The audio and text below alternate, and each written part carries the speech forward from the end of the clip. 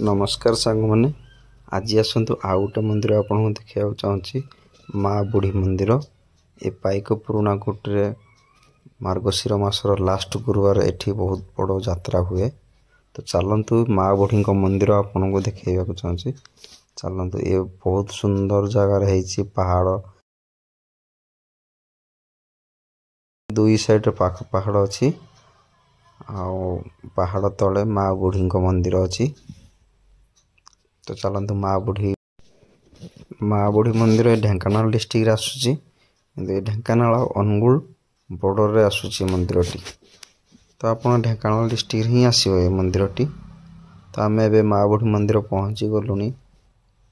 देखो ये सामने काम नुआ है क्लियर है मंदिर काम भी आउटे बाकी अच्छे आगु एत सुंदर है नाला एवं टिके है धीरे धीरे माँ को काम चली।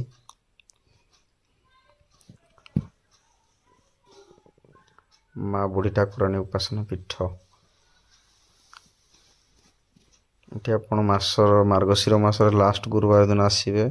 बहुत सुंदर यात्राटी होड़ीर माँ बुढ़ी चारि पाखरे आप 4 दिन भाया यात्रा देखी उपभोग नहीं पारे।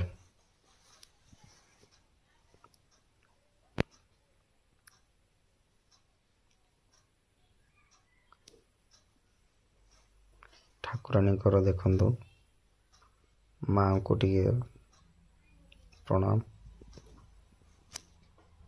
आमे तो आसिलु जिते पूजारी नथिले तो भोग दे कि चलीगलु।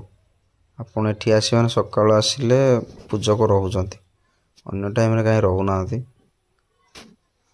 राधा डुडू बहुत खुशी अच्छा मंदिर आसे बोली सकाल आज अष्टमी रे से दी जन सकाल उठी गाधे कि दर्शन जी बोली आसी किंतु पूजक तो नहांती आमे भी दर्शन कर पार्लुनी। तो एठी भोग दे कि खेलिकी आमे पलैबू।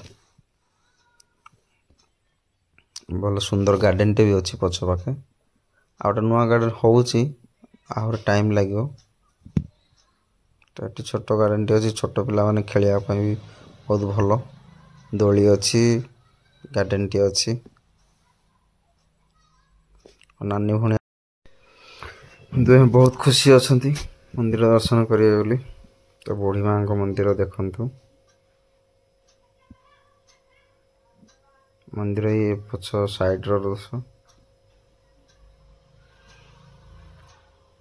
आम बहुत चेष्टा कलु जे दर्शन करूँ बोली किंतु दर्शन हो पारानी निराश आम ए घर को फेरबू।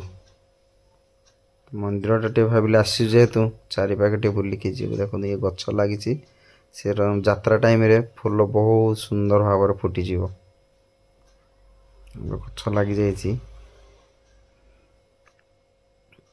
आपण आसतु मार्गशीर मासर लास्ट गुरुवार देखंतु यात्रार उपभोग नियंतु।